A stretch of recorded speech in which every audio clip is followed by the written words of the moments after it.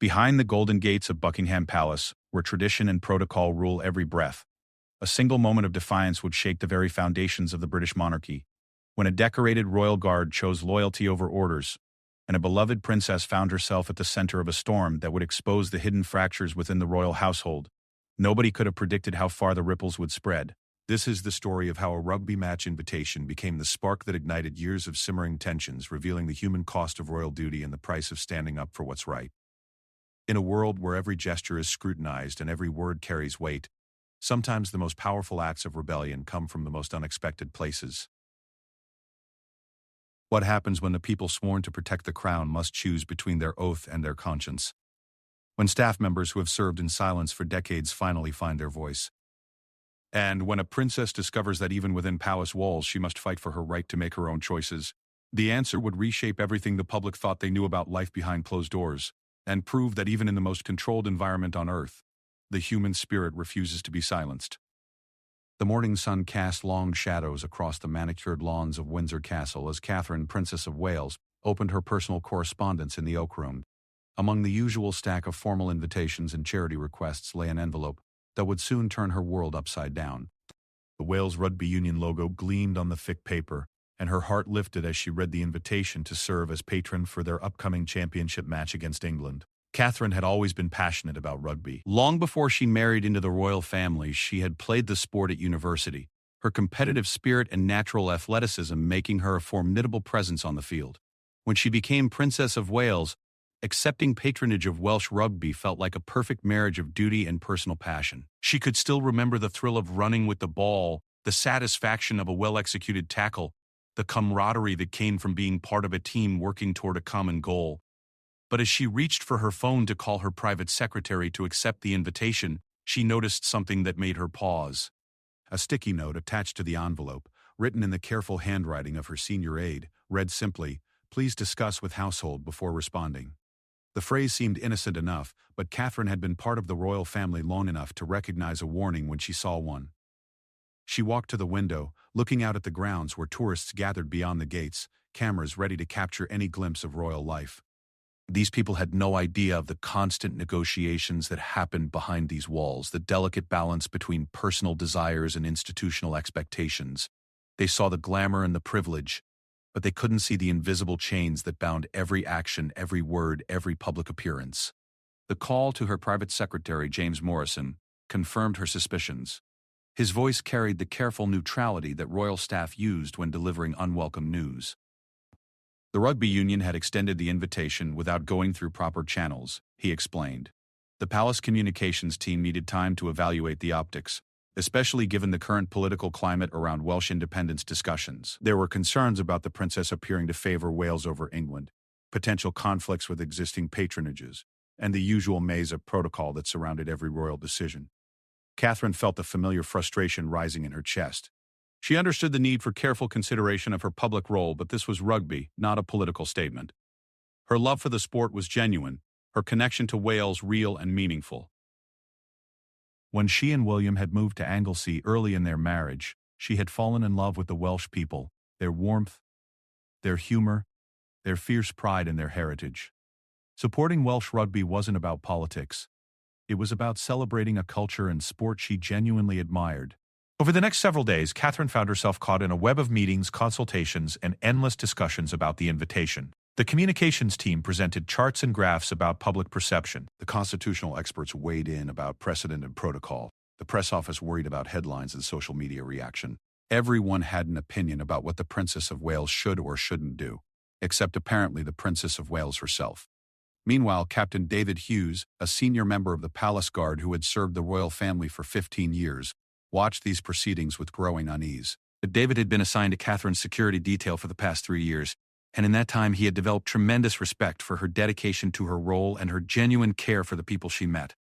He had seen her comfort grieving families, encourage young athletes, and work tirelessly for her charities, often going far beyond what was required or expected.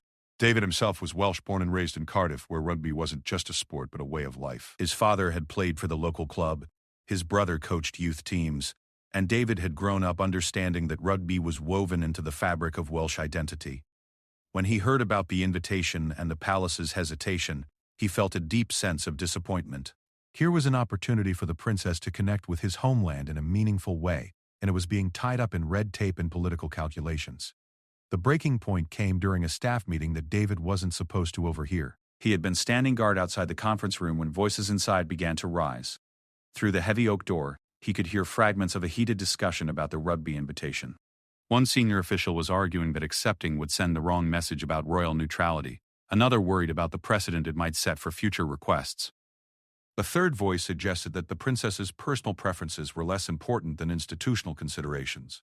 But it was the final comment that made David's blood run cold. Perhaps it's time the princess learned that her role comes with certain limitations, came the voice of Sir Edmund Worthington, a longtime palace administrator known for his rigid interpretation of royal protocol. Personal desires must always be secondary to duty. If she cannot accept that, perhaps she needs a firmer hand in managing her schedule. David had heard enough. He had sworn an oath to protect the royal family, but he had always interpreted that to mean protecting them as people, not just as symbols. The idea that Catherine should be treated like a child who needed to be managed rather than a grown woman capable of making thoughtful decisions about her own patronages struck him as fundamentally wrong. That evening, as David finished his shift, he made a decision that would change everything. Instead of going through proper channels, instead of filing a formal report or requesting a meeting with his superiors, he approached Catherine directly. Protocol demanded that he speak to her through her private secretary or equerry, but David felt the situation called for directness rather than diplomacy. He found Catherine in the palace library reading briefing papers for her upcoming engagements. The room was quiet except for the soft ticking of an antique clock and the rustle of papers. When she looked up and saw him standing in the doorway, she could immediately tell that something was troubling him. "Your Royal Highness," David began, his voice steady despite the gravity of what he was about to do. "I need to speak with you about the rugby invitation." Catherine set down her papers, recognizing the seriousness in his tone. David had always been professional but warm in their interactions, and she had come to value his straightforward manner and obvious dedication to his duty. If he was approaching her like this, it meant something significant was happening. "I've been serving this family for 15 years, David continued, stepping into the room but maintaining a respectful distance. "I've always believed that my job was to protect you, not just physically but in every way possible. And right now, I believe you're not being protected from people who are more interested in maintaining their own power than in supporting your judgment and your connection to the people you serve." Catherine felt her pulse quicken. No member of staff had ever spoken to her so directly about internal palace politics. The carefully maintained facade of unified support was cracking, revealing the tensions and disagreements that usually stayed hidden behind closed doors. "What exactly are you saying, David?" she asked quietly. David took a deep breath, knowing that his next words would either end his career or begin something unprecedented. "I'm saying that you should accept that rugby invitation, Your Royal Highness. Not because I'm Welsh and want to see Wales rugby supported, though I do, but because I've watched you work for 3 years, and I know you make decisions based on genuine care for people and causes. Your instincts about this are right, and the people trying to talk you out of it are wrong." The silence that followed seemed to stretch on forever. Catherine studied David's face, seeing the conviction in his eyes, the slight tension in his jaw that suggested he knew exactly what he was risking by speaking so plainly. Finally, she spoke. "And if I accept the invitation against the advice of my household?" David straightened, his military training evident in his bearing. "Then I'll be honored to serve as your protection officer for that event, or Royal Highness, whatever the consequences." Catherine felt something shift inside her, a sense of clarity that had been missing for days. Here was someone who understood what she was trying to accomplish, who saw her as a person capable of making good decisions, rather than a symbol that needed to be carefully managed. The support felt both surprising and deeply validating. "Thank you, David," she said simply. "I'll consider what you've said." But David wasn't finished. "There's something else you should know, Your Royal Highness. You're not alone in feeling frustrated by how this has been handled. There are others on staff who believe you're being treated unfairly, who think your judgment on matters like this should be trusted. If you decide to move forward with the rugby patronage, you might be surprised by how much support you have." As David left the library, Catherine remained at her desk, staring out the window at the darkening sky. For the first time since receiving the invitation, she felt a sense of possibility rather than frustration. The decision was still hers to make, but now she understood that making it wouldn't mean standing alone against the entire institutional machinery of the monarchy. The next morning, Catherine called James Morrison and informed him that she would be accepting the Wales Rugby Union invitation. The silence on the other end of the line was telling, followed by a carefully worded reminder about the concerns that had been raised and the importance of following proper procedures. "I understand the concerns," Catherine replied, her voice calm but firm, "and I've given them careful consideration. However, I believe this is the right decision, and I'm prepared to take responsibility for it." The news of her decision spread quickly through the palace corridors. In the communications office, phones began ringing as staff scrambled to manage the messaging around an announcement that hadn't been fully vetted through their usual process.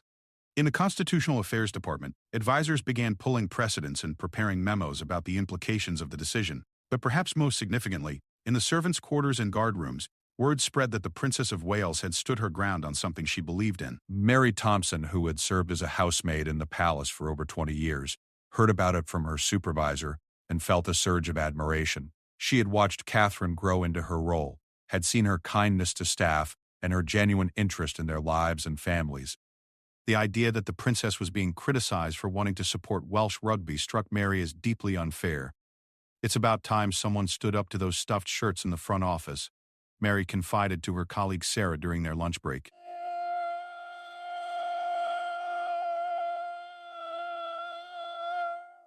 This is the book. It's about history. The princess works harder than any of them, and she actually cares about the people she meets. If she thinks supporting Welsh rugby is a good idea, then I trust her judgment over theirs." Similar conversations were happening throughout the palace. Security guards who had watched Catherine's genuine interactions with the public voiced their support. Kitchen staff who had seen her take time to thank them personally for special events expressed their approval. Gardeners who had observed her genuine interest in the palace grounds and their work felt that her judgment should be trusted. The divide was becoming clear. On one side stood the senior administrators, communications experts, and constitutional advisors who viewed royal decisions through the lens of institutional protection and political calculation. On the other side were the people who worked most closely with Catherine on a daily basis, who had observed her character and judgment firsthand, and who believed she deserved the trust and support of her household rather than constant supervision and second-guessing. Sir Edmund Worthington, sensing that his authority was being challenged, called an emergency meeting of senior staff. The agenda was officially about maintaining proper protocols and communication channels, but everyone in the room understood that this was really about reasserting institutional control over a princess who was showing signs of independent thinking. "The Princess of Wales appears to have been influenced by inappropriate counsel," Sir Edmund announced to the assembled group. "Moving forward, we need to ensure that all communication with Her Royal Highness goes through proper channels and that she understands the importance of following established procedures." James Morrison, Catherine's private secretary, found himself in an uncomfortable position. While he personally admired the princess and believed in her judgment, he also understood the institutional pressures and the importance of maintaining order within the household.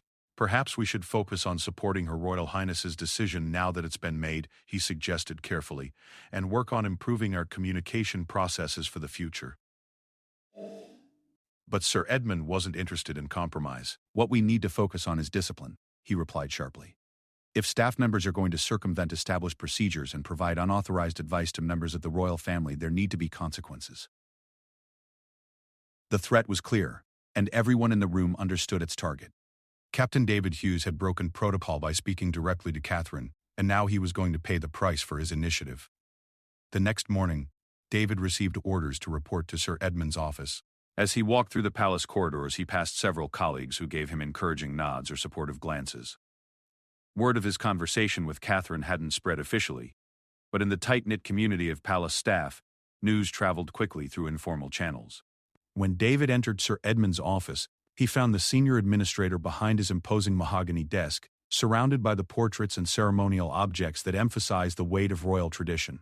Sir Edmund didn't invite David to sit, leaving him standing at attention like a soldier facing court-martial. "Captain Hughes," Sir Edmund began, his voice carrying the cold authority of someone accustomed to unquestioned obedience, "it has come to my attention that you have been providing unauthorized counsel to Her Royal Highness regarding matters outside your area of responsibility.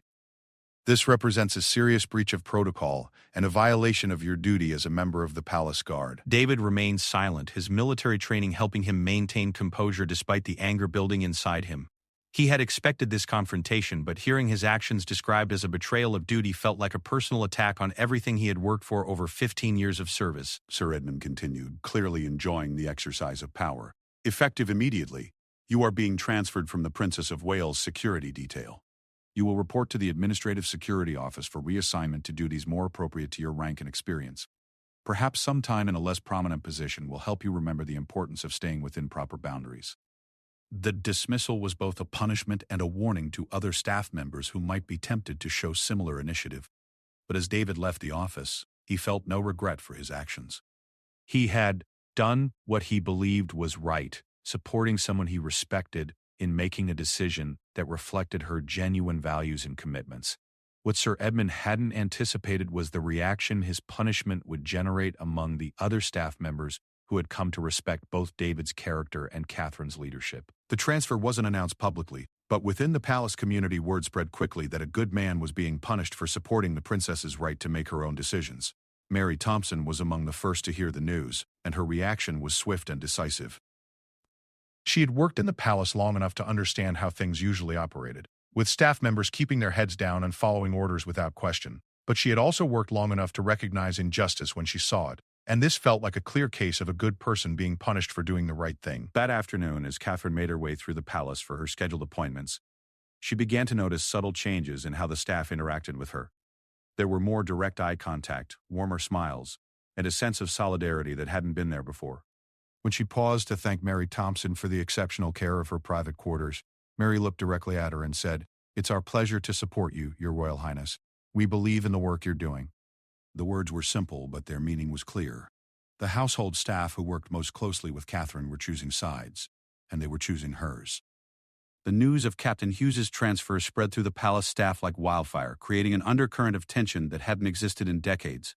By the next morning, it seemed that every corridor conversation stopped when senior administrators appeared, and the usual easy interactions between different levels of staff had become noticeably strained. Sarah Jenkins, who worked in the palace laundry and had developed a friendship with several security guards over her 8 years of service, found herself at the center of an unexpected network of communication. During her regular coffee break with Tom Bradley, a junior guard who had worked closely with David Hughes, she learned details about the transfer that made her blood boil. They didn't just move him to a different detail, Tom explained quietly, glancing around to make sure they weren't being overheard. They've got him doing paperwork in the basement administrative office. David Hughes, who served 3 tours in Afghanistan before coming here, who's been decorated for his service, is now filing reports about equipment maintenance. It's humiliating, and it's meant to be. Sarah had always prided herself on staying out of palace politics, focusing on her work and keeping her opinions to herself. But something about this situation felt fundamentally wrong. She had observed Captain Hughes's professionalism and kindness during his years of service, had seen him take extra time to help new staff members understand palace procedures, and had witnessed his obvious respect for the royal family. The idea that he was being punished for supporting the princess and making her own decisions struck her as not just unfair, but dangerous. "What do you think would happen if other people knew about this?" Sarah asked Tom, already formulating an idea that surprised her with its boldness. Tom looked at her carefully, recognizing something new in her expression. "What do you mean?" "I mean, what if the other staff members knew exactly why Captain Hughes was transferred? What if they understood that this isn't really about protocol or proper procedures, but about punishing someone for treating the Princess of Wales like an adult capable of making her own decisions?" That afternoon, Sarah began what she would later describe as the most important conversations of her life. Starting with the housekeeping staff she knew best, she carefully shared the story of David's conversation with Catherine and his subsequent punishment. She was careful not to present it as gossip or complaint, but as information that people deserve to have when considering their own positions within the palace hierarchy. The reaction was swift and unanimous. Margaret O'Brien, who had worked in the palace kitchens for 12 years, listened to Sarah's account with growing anger. "So let me understand this correctly," Margaret said, her Irish accent thickening with emotion. "Captain Hughes is being punished for encouraging the princess to trust her own judgment about supporting Welsh rugby, And Sir Edmund thinks this is about maintaining proper order." Similar conversations were happening in every department of the palace. In the gardens, where staff members worked in relative isolation but gathered for their lunch breaks, the story spread among groundskeepers and maintenance workers who had their own experiences of bureaucratic overreach and administrative petty tyranny. In the security offices, guards who had served alongside David Hughes shared their outrage at seeing a respected colleague treated so poorly. But perhaps the most significant conversation happened in the administrative offices themselves, where junior staff members who processed paperwork and managed schedules began to understand how decisions were really being made about the royal family's activities. These employees, often invisible to the senior administrators who gave them orders, had unique access to correspondence, meeting notes, and internal communications that revealed the extent of the control being exercised over Catherine's choices. Jennifer Walsh, a junior administrative assistant who had been with the palace for 3 years, found herself in possession of information that suddenly seemed much more significant than she had initially realized. As part of her duties, she processed correspondence between various departments about royal engagements and public appearances. In recent weeks, she had noticed an unusual volume of communication about the Princess of Wales's activities, with multiple departments weighing in on decisions that had previously been handled more routinely. Reading through the files with new understanding, Jennifer began to see a pattern of increasingly restrictive oversight of Catherine's choices. The rugby invitation wasn't an isolated incident, but part of a broader effort to limit the princess's independence in ways that seemed to go far beyond normal protocol considerations. There were memos questioning her selection of charities to support, correspondence about limiting her media appearances, and discussions about requiring pre-approval for her personal statements on social issues. Jennifer had always admired the Princess of Wales both for her public work and for her personal kindness to staff members. During a palace tour for employees' families the previous year, Catherine had taken extra time to speak with Jennifer's young daughter, asking about her school and interests with genuine curiosity and warmth. The idea that this same person was being micromanaged and second-guessed at every turn seemed not just wrong but counterproductive to everything the royal family was supposed to represent. Meanwhile, Catherine herself was beginning to understand the broader implications of her decision to accept the rugby invitation.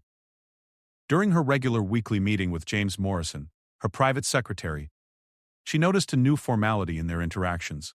James, who had always been professional but approachable, now seemed careful to document every conversation and hesitant to offer personal opinions about upcoming engagements.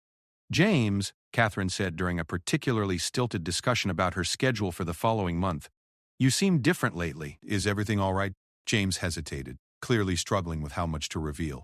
Finally, he said carefully, "Your Royal Highness, I think it's important for you to know that your decision regarding the rugby patronage has generated significant discussion among the senior staff. Some people feel that it represents a concerning precedent about decision-making processes." Catherine felt a chill of understanding. "By some people you mean Sir Edmund and his allies. I think it would be inappropriate for me to characterize anyone's position," James replied, but his tone confirmed Catherine's suspicion. The conversation was interrupted by a knock on the door, and Mary Thompson entered to refresh the tea service. As she worked, Catherine noticed that Mary seemed to be taking longer than usual, carefully arranging the china and straightening papers that didn't need straightening. When James excused himself to take a phone call, Mary approached Catherine with the kind of directness that would have been unthinkable just weeks earlier. "Your Royal Highness," Mary said quietly, "I hope you don't mind me speaking out of turn, but the staff wanted you to know that we support your decision about the rugby, and we think what's being done to Captain Hughes is wrong." Catherine felt her heart race. The fact that Mary was speaking so openly suggested that something significant was happening among the palace staff, something that went far beyond normal workplace dynamics. "What exactly is being done to Captain Hughes?" Catherine asked, though she suspected she already knew the answer. Mary glanced toward the door to ensure James was still on his call, then said quickly, "He's been transferred to basement administrative duties as punishment for supporting your decision. The word among the staff is that it's meant to send a message to anyone else who might consider putting your interests ahead of Sir Edmund's preferences." The confirmation of what Catherine had suspected hit her like a physical blow. David Hughes, who had shown her respect and support when she needed it most, was being punished for his loyalty. The institutional machinery she had married into was not just limiting her choices but actively punishing those who supported her right to make them. "Mary?" Catherine said carefully, "what you're telling me could get you in serious trouble if certain people knew about this conversation." Mary straightened, her years of service evident in her composed bearing. "With respect, Your Royal Highness, I think we're all in serious trouble if we don't start speaking up for what's right. The people who work closest with you every day can see what kind of person you are and how hard you work. It's not right for you to be treated like you can't be trusted to make good decisions." When James returned to the office, he found Catherine staring out the window with an expression he had never seen before. There was a determination in her posture that suggested something fundamental had changed, and when she turned to address him, he could hear steel in her voice. "James, I want you to arrange a meeting with Sir Edmund for tomorrow morning, and I want you to invite Captain Hughes to attend as well." "Your Royal Highness," James began carefully, "I'm not sure that's advisable given the current circumstances." I'm not asking for advice about whether it's advisable, Catherine replied firmly. I'm giving you instructions for my schedule. Please make the arrangements. The next morning, Sir Edmund arrived at Catherine's private office, expecting a routine briefing about upcoming engagements. Instead, he found the princess seated behind her desk with an expression of quiet authority that immediately put him on alert. When Captain Hughes entered the room a few minutes later, Sir Edmund's surprise quickly turned to irritation. Your Royal Highness, Sir Edmund began. I'm not sure it's appropriate for Captain Hughes to be present for our administrative discussions given his recent transfer to different duties. Catherine looked directly at Sir Edmund, her voice calm but unmistakably firm. Captain Hughes is here because I requested his presence. I understand that he has been transferred from his position on my security detail as a result of offering me counsel regarding the rugby invitation. I find this unacceptable. Sir Edmund's face reddened slightly, but he maintained his composure. Your Royal Highness, Captain Hughes exceeded his authority by providing advice outside his area of responsibility. The transfer was necessary to maintain proper boundaries and chain of command. This is the book. It's about history. Your Royal Highness, Captain Hughes exceeded his authority by providing advice outside his area of responsibility. The transfer was necessary to maintain proper boundaries and chain of command. His area of responsibility, Catherine replied, is my safety and security. I believe that includes protecting me from decisions that are harmful to my relationship with the people I serve. Captain Hughes's advice was sound, his approach was respectful, and his concerns were valid. The punishment he has received serves no purpose except to intimidate other staff members who might consider putting my interests above administrative convenience. The room fell silent except for the ticking of the mantel clock. Sir Edmund was clearly struggling with how to respond to such direct criticism from a member of the royal family. In his experience, these conversations involved careful diplomatic language and indirect suggestions, not explicit challenges to his authority. Your Royal Highness, he said finally, the systems and protocols we have in place exist to protect the institution and ensure that decisions are made with full consideration of their implications. When those systems are bypassed, it creates risks that extend far beyond any individual situation. David Hughes, who had remained silent during this exchange, felt compelled to speak.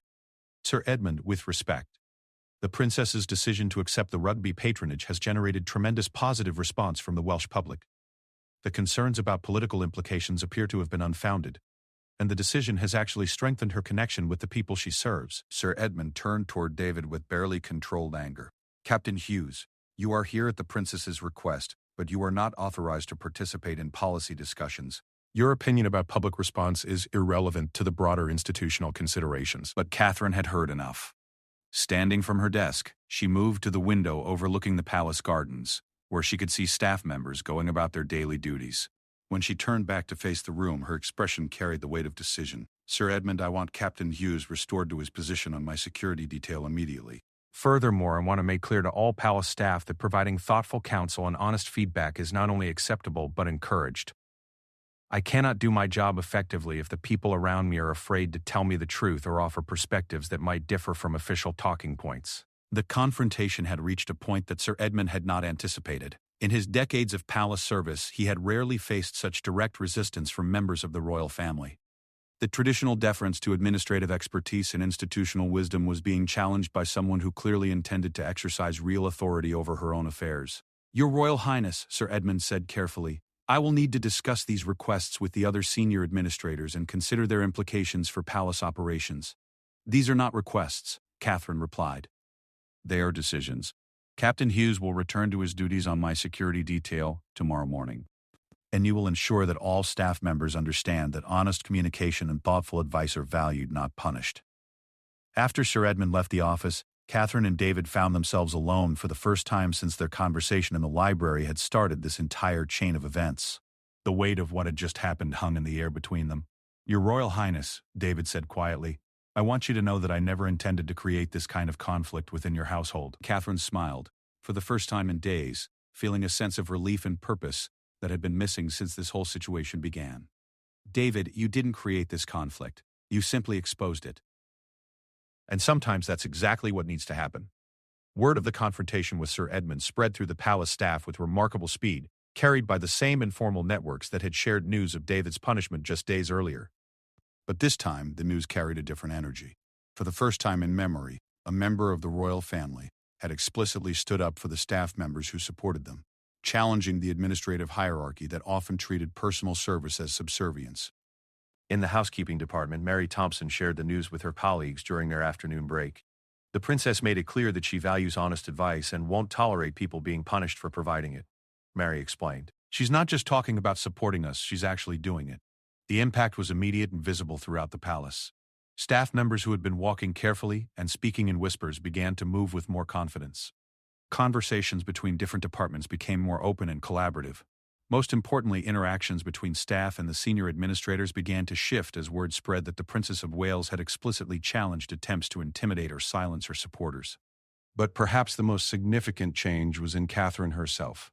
The experience of standing up to Sir Edmund, of explicitly defending David Hughes and articulating her expectations for how staff should be treated, had awakened something in her that had been dormant since her early days as a royal. She remembered why she had been excited about the opportunity to serve, why she believed in the potential of the monarchy to make a positive difference in people's lives. That evening, as she reviewed her upcoming schedule with James Morrison, Catherine noticed that her private secretary seemed more relaxed and engaged than he had been in weeks. "James," she said during a pause in their discussion, "I want you to know that I value your advice and perspective. I hope you never feel that you need to hide your honest opinions from me out of concern for how they might be received by others." James looked up from his notes with evident relief.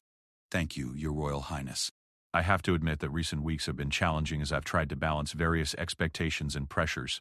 It's reassuring to know that you want honest communication rather than just confirmation of predetermined positions. As Catherine prepared for bed that night, she reflected on how quickly things had changed and how much more they would likely change in the days ahead.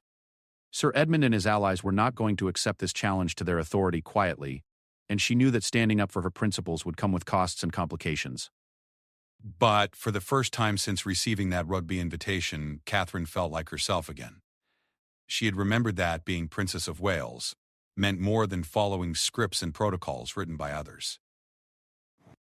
It meant using her position to support people and causes she believed in, even when that meant challenging the systems and people who preferred royal family members to be seen rather than heard, admired rather than respected, and managed rather than trusted. The days following Catherine's confrontation with Sir Edmund brought unexpected changes throughout the palace. Staff members who had worked in careful isolation for years began finding reasons to collaborate across departments, sharing information and perspectives in ways that hadn't happened in living memory. The invisible barriers that had separated different levels of the hierarchy were beginning to crack, revealing relationships and alliances that surprised even the participants.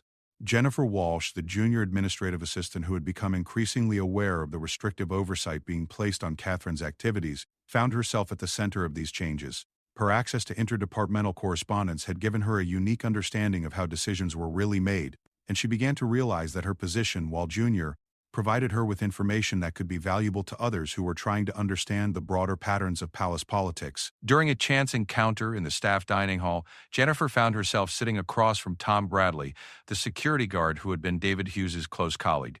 Their conversation began casually, but as Tom described his frustration with the way David had been treated, Jennifer recognized an opportunity to share information that could help people understand what was really happening.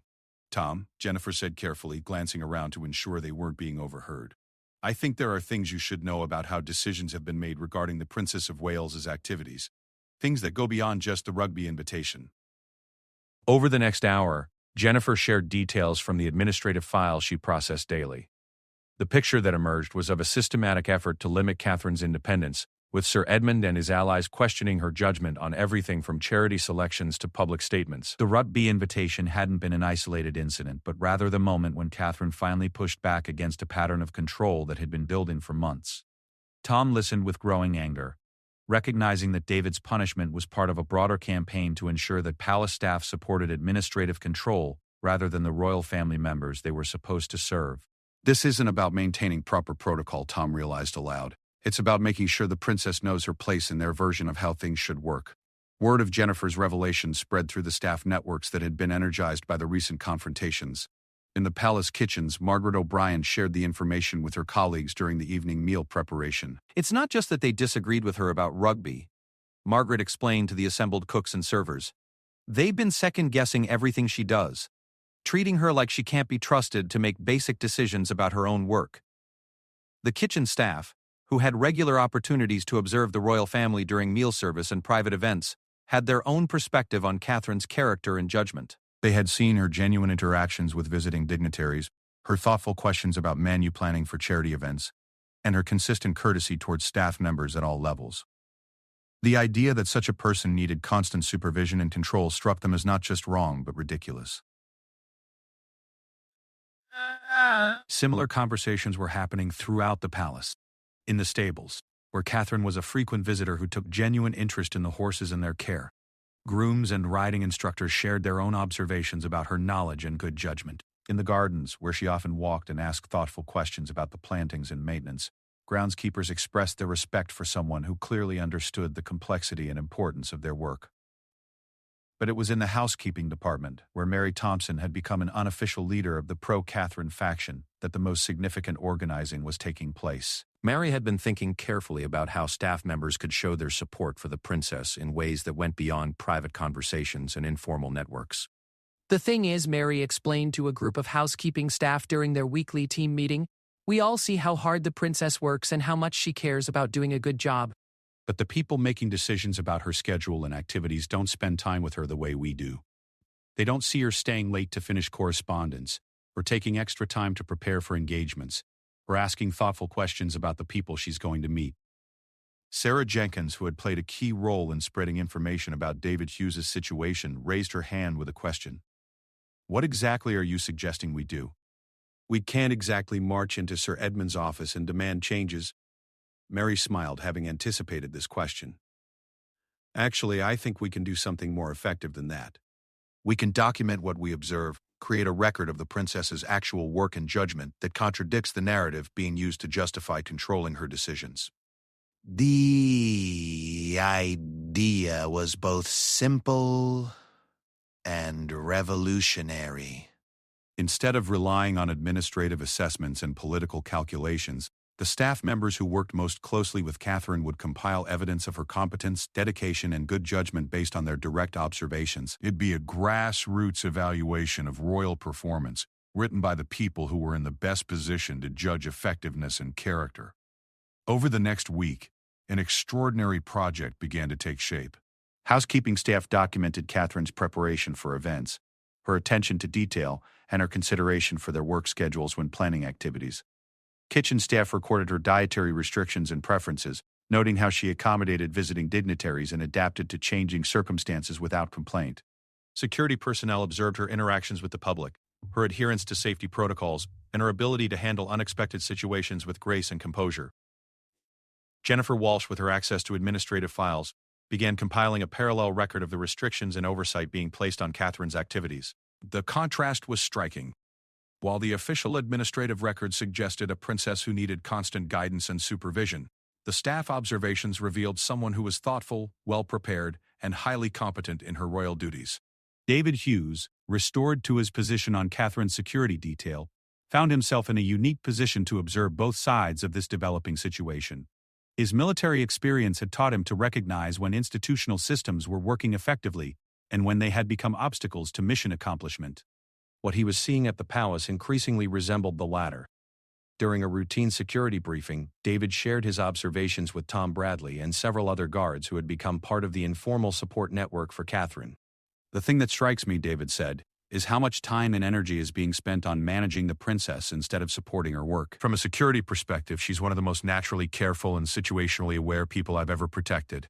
But from an administrative perspective, she's being treated like someone who can't be trusted to cross the street safely. These conversations were taking place against the backdrop of Catherine's own growing confidence and assertiveness. The success of her rugby patronage announcement, which had generated overwhelmingly positive public response and media coverage, had validated her judgment in ways that undermined the administrative arguments for greater control. The Welsh public had embraced her support with enthusiasm, and the English rugby community had responded with respect and appreciation for her inclusive approach to the sport. But perhaps more importantly, Catherine was beginning to understand the extent of support she had among the people who worked most closely with her. The discreet comments, encouraging glances, and small gestures of solidarity were adding up to something she had never expected. A staff that was willing to advocate for her rather than simply follow orders from above. This became dramatically clear during a situation that arose when Sir Edmund attempted to cancel one of Catherine's scheduled visits to a children's hospital in Cardiff. The visit had been planned for months, with extensive coordination between the palace, the hospital, and local security services. But 2 days before the scheduled engagement, Sir Edmund declared that the visit needed to be postponed due to scheduling conflicts and resource constraints. Catherine knew immediately that this was retaliation for her challenges to his authority. The scheduling conflicts were manufactured, and the resource constraints were a euphemism for Sir Edmund's desire to demonstrate that he still controlled her calendar. When she expressed her displeasure to James Morrison, her private secretary, she discovered that the staff support network had been monitoring this situation as well. "Your Royal Highness," James said carefully, "I should inform you that several departments have expressed concerns about this cancellation. The hospital has been preparing for months, the local community has been looking forward to your visit, and the logistics teams report that all arrangements are proceeding smoothly. The stated reasons for postponement don't align with the operational realities." Catherine felt a surge of gratitude for James's careful but clear message of support. "What you're telling me, James, is that this cancellation is unnecessary from a practical standpoint. That appears to be the assessment of the people actually responsible for implementing the visit," James replied diplomatically. That afternoon, Catherine made a decision that would have been unthinkable just weeks earlier. Instead of accepting the cancellation and working through official channels to reschedule, she instructed James to inform all relevant parties that the Cardiff visit would proceed as planned. Furthermore, she requested that any concerns about the decision be directed to her personally rather than resolved through administrative channels. The response was swift and telling. Within hours, Catherine received a call from Sir Edmund expressing his grave concerns about her decision to override administrative guidance. But she also received discreet messages of support from security coordinators, logistics planners, and communication staff who had been working on the Cardiff visit and believed it should proceed as scheduled. Most significantly, Mary Thompson approached Catherine that evening with something unprecedented in palace history: a formal letter of support signed by 23 staff members from various departments throughout the palace. The letter, written in careful but unmistakably direct language, expressed the staff's confidence in Catherine's judgment and their belief that her decisions deserved the support rather than the resistance of the palace administration. Your Royal Highness, Mary said as she presented the letter, we wanted you to know that the people who work with you every day believe in your ability to make good decisions. "We see how hard you work, how much you care about the people you meet, and how thoughtfully you approach your responsibilities. We think you deserve better support from the people whose job it is to help you succeed." Catherine read the letter with growing emotion, recognizing names of staff members from every corner of palace operations. These weren't political activists or troublemakers, but dedicated professionals who had risked their careers to express support for someone they believed in. The letter represented something that had never existed before in the modern royal household: organized staff advocacy for a member of the royal family against the administrative hierarchy. The Cardiff visit took place as scheduled and was an overwhelming success. Catherine's interactions with the young patients, their families, and the hospital staff generated positive media coverage and genuine public enthusiasm. But more importantly for palace dynamics, the visit demonstrated Catherine's ability to make decisions that served both her royal duties and the people she was meant to serve. The success of the Cardiff visit, combined with the staff letter of support, marked a turning point in the power dynamics within the palace. Sir Edmund and his allies found themselves in the unprecedented position of having their authority explicitly challenged by both a member of the royal family and the staff members who were supposed to implement their decisions. The situation came to a head during a meeting of the senior palace officials that Catherine had not been invited to attend, but which she learned about through the staff network that had become her most reliable source of information about internal politics. According to Jennifer Walsh, who processed the meeting notes, Sir Edmund had proposed implementing new protocols that would require all royal activities to be approved through a formal committee process, effectively removing individual judgment from royal decision-making. The proposal was presented as a modernization of palace operations, but everyone involved understood its real purpose: to institutionalize the control that Sir Edmund had been trying to exercise informally. Under the new system, Catherine's desire to accept a rugby patronage or visit a children's hospital would be subject to committee approval, with Sir Edmund and his allies holding effective veto power over royal activities. When Catherine learned about this proposal, she realized that the conflict had reached a point where compromise was no longer possible. Either she would accept a role as a managed symbol, with no real authority over her own activities, or she would need to use whatever power and support she had to establish her right to make meaningful decisions about her royal duties. That evening, Catherine made a call that surprised even her own supporters. She contacted Prince William, who was traveling on a separate engagement, and asked him to return to the palace for an urgent discussion about household operations. For the first time since this conflict began, Catherine was preparing to escalate the situation beyond the palace staff and administrative hierarchy to the level of senior royal family decision-making. The call to William represented Catherine's recognition that individual acts of resistance, while satisfying and symbolically important, would not be sufficient to address the systematic problems she had uncovered. If the staff members who supported her were going to be protected from retaliation, and if she was going to be able to fulfill her royal duties effectively, she would need to address these issues at the highest levels of royal family governance. As she prepared for William's return and the conversations that would follow, Catherine reflected on how much had changed since she had received that rugby invitation just weeks earlier. What had started as a simple decision about sports patronage had revealed fundamental questions about the nature of royal duty, the relationship between individual judgment and institutional control, and the role of staff members who were caught between competing loyalties. The woman who had once accepted administrative guidance without question had discovered her own voice and the support of people who believed in her ability to use it wisely. The question now was whether that voice would be strong enough to reshape the systems and relationships that governed royal life, or whether the institutional pressures that had controlled royal behavior for generations would ultimately reassert themselves. The stage was set for a confrontation that would determine not just Catherine's future role within the royal family, but the nature of modern monarchy itself. Prince William arrived at the palace on a gray Thursday morning, his expression serious as he made his way through corridors that felt different from when he had left just a week earlier. The usual atmosphere of quiet efficiency had been replaced by something more dynamic and unpredictable. Staff members moved with a sense of purpose that went beyond routine duties, and there was an energy in the air that suggested significant changes were underway. Catherine met him in their private sitting room, a space that had always been a refuge from the formal protocols that govern most palace interactions. But even here, the conversation that was about to take place would reshape their understanding of what it meant to be working members of the royal family in the 21st century. Catherine began, her voice carrying a confidence that reflected the transformation she had undergone over the past weeks. We need to talk about how this household operates and whether the current systems are serving the purposes they're supposed to serve. As Catherine described the events that had unfolded since the rugby invitation, William listened with growing concern and surprise. He had always understood that palace operations involve complex politics and competing interests, but he had assumed that these dynamics were managed in ways that supported rather than hindered the royal family's ability to serve the public effectively. The revelation that Catherine had been subjected to increasingly restrictive oversight, that staff members were being punished for providing honest counsel, and that administrative officials were attempting to institutionalize even greater control over royal activities, struck William as both troubling and counterproductive. Let me make sure I understand this correctly, William said when Catherine finished her account. Sir Edmund and his allies believe that you cannot be trusted to make appropriate decisions about sports patronages, charity visits, and public statements, so they want to create a committee system that would give them veto power over your activities. Catherine nodded, appreciating that William immediately grasped the fundamental issue at stake. It's not really about specific decisions, she explained. It's about whether members of the royal family are trusted to exercise judgment based on their understanding of their duties and the people they serve, or whether we're expected to be managed symbols who implement decisions made by others. William had his own experiences with palace bureaucracy and administrative oversight, but he began to realize that Catherine's situation was different in both scope and intensity. As the heir to the throne, William's decisions carried constitutional implications that justified careful review and consultation.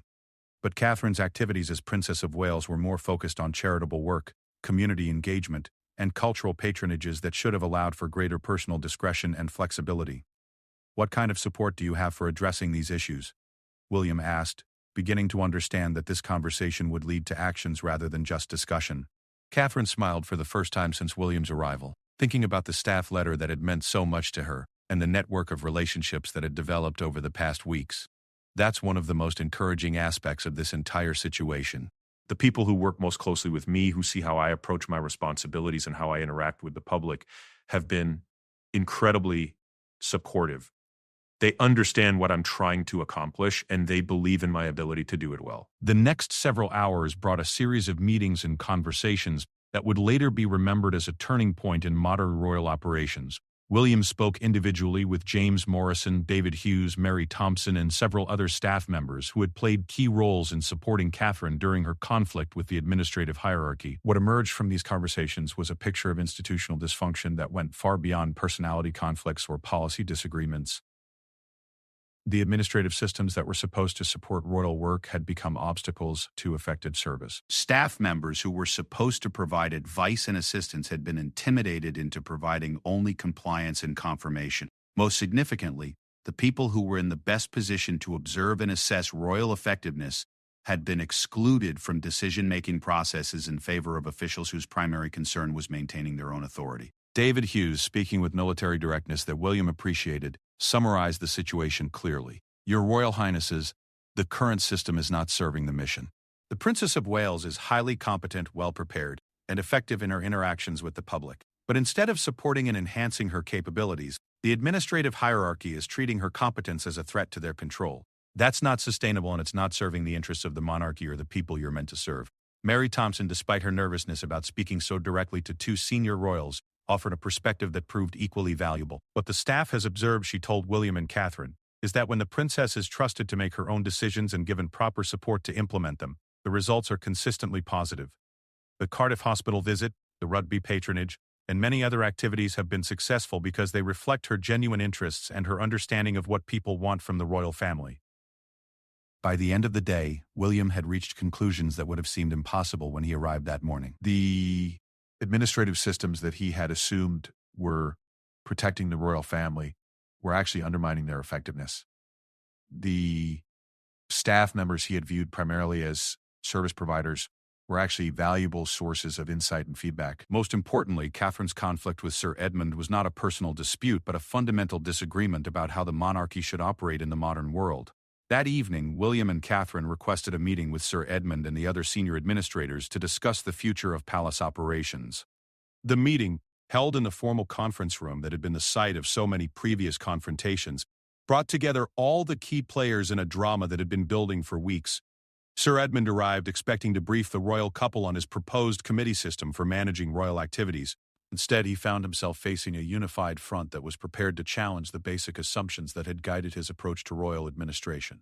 Sir Edmund, William began, his tone carrying the authority of someone who would someday be king.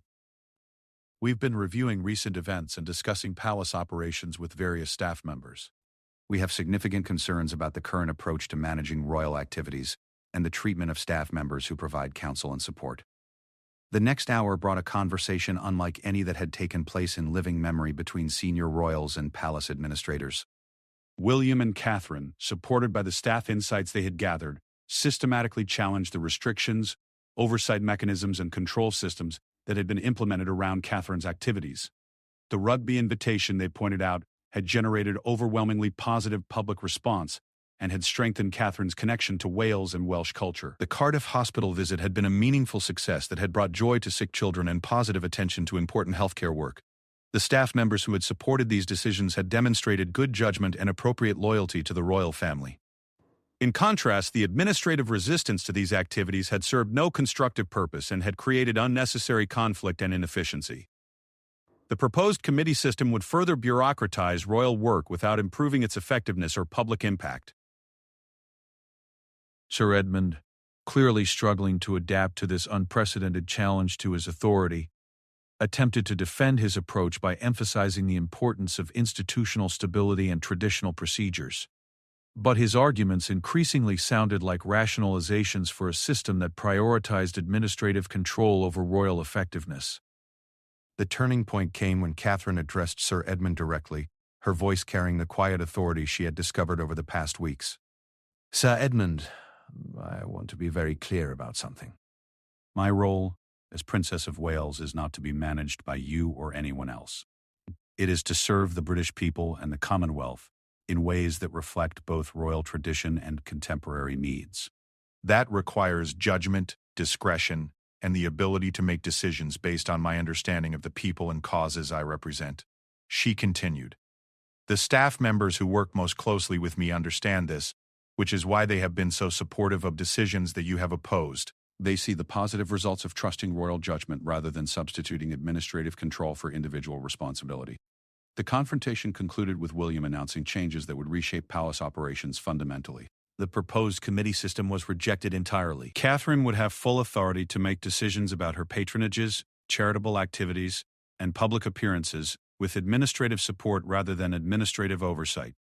Staff members would be encouraged to provide honest counsel and feedback without fear of retaliation. Most significantly, Sir Edmund was informed that his approach to managing royal activities was inconsistent with the family's expectations and that he would need to adapt his methods or consider whether his position remained appropriate. The weeks that followed brought remarkable changes throughout the palace.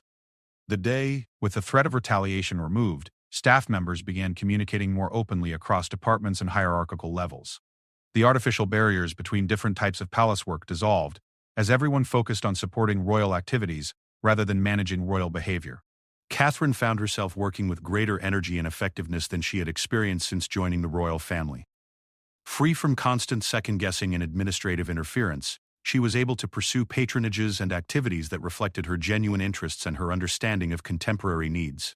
The rugby patronage led to additional sports-related activities that connected her with young people throughout the UK. The Cardiff Hospital visit became the first in a series of healthcare-focused engagements that highlighted important medical research and patient care innovations. But perhaps the most significant change was in the relationship between the royal family and the staff members who supported their work. The traditional distance and formality gave way to collaborative relationships built on mutual respect and shared commitment to effective public service. Mary Thompson, who had played such a crucial role in organizing staff support for Catherine, found herself in a new position as head of household coordination, responsible for ensuring that staff insights and observations informed royal planning and decision-making. David Hughes was promoted to Chief of Personal Security, with expanded responsibilities that reflected the value of his judgment and his commitment to protecting royal interests in the broadest sense. Jennifer Walsh, whose access to administrative files had provided crucial information about the scope of bureaucratic overreach, was moved to a senior position in royal communications, where her understanding of both administrative processes and public relations proved invaluable. The changes extended beyond individual promotions and new positions. Regular meetings were established between royal family members and staff representatives to ensure ongoing communication about operational issues and opportunities for improvement. Staff members were explicitly encouraged to provide feedback about royal activities and suggestions for enhanced effectiveness. Most importantly, the culture of fear and intimidation that had developed around dissent and independent thinking was replaced by an environment that valued diverse perspectives and creative problem-solving. The public never learned the full details of the internal palace revolution that had been triggered by a rugby invitation, but they did notice changes in how the royal family operated. Catherine's activities became more varied and engaging, reflecting her personal interests while serving important public purposes. Her interactions with staff and the public seemed more natural and spontaneous. Most significantly, her obvious enthusiasm for her royal duties translated into more effective and impactful public service. Sir Edmund, faced with a choice between adapting to the new environment or leaving palace service, chose the latter. His departure was announced as a routine retirement, but within palace circles, everyone understood that it marked the end of an era of administrative dominance over royal decision-making. His replacement, selected after consultation with both royal family members and staff representatives, was someone who understood that the purpose of palace administration was to support and enhance royal work rather than to control and limit it. The rugby match that had started this entire chain of events took place on a crisp autumn afternoon in Cardiff, with Catherine serving proudly as patron of the Welsh team. She watched from the royal box as Wales defeated England in a thrilling match that showcased the skill, determination, and sportsmanship that had drawn her to rugby in the first place. During the post-match reception, Catherine was approached by a young Welsh player who thanked her for her support of the team and the sport. "Your Royal Highness," the player said, "having your patronage means everything to us. It shows that you understand what rugby means to our community and our culture." Catherine smiled, thinking about everything that had led to this moment. "Rugby is a sport that requires both individual skill and team cooperation," she replied. "I think those same qualities are important in any kind of meaningful work, whether it's sports or royal service or anything else that matters to people." As she spoke, Catherine was aware of David Hughes standing at his post nearby, alert and professional as always, but also relaxed in the knowledge that his loyalty and judgment were valued rather than feared. She could see Mary Thompson coordinating with the event staff, ensuring that everything ran smoothly, while maintaining the warm relationships that made such events successful. The young rugby player moved on to speak with other guests, but his words stayed with Catherine as she reflected on the journey that had brought her to this point. What had started as a simple desire to support a sport she loved had become something much larger, a transformation in how she understood her role, her relationships, and her responsibility to use her position effectively. That evening, as Catherine and William drove back to the palace through the Welsh countryside, they talked about the broader implications of the changes they had implemented. The staff revolution that had begun with a rugby invitation had revealed possibilities for royal service that neither of them had previously imagined. The most important thing we've learned, Catherine observed, is that the people who work closest to us often have the best understanding of how to make our work more effective. We spent so much time listening to administrators and experts that we forgot to pay attention to the people who actually see the results of what we do. William nodded, thinking about how these insights might apply to his own future role and responsibilities. It makes me wonder how many other opportunities we've missed because we were too focused on following procedures instead of achieving results.